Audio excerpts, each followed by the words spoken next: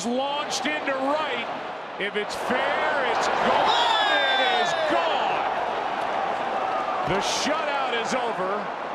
Bird hits a tape measure home run, and it's a 2-1 game.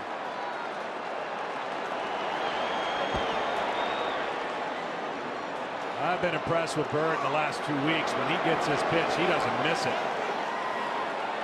And this is 98-99, right where McCann, I thought, wanted it. He calls it for it in. Well, maybe not so much. He got it out over the plate.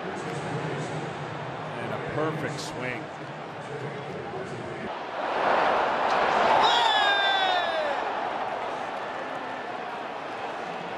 So for Greg Bird, that's his 3rd home run of the postseason.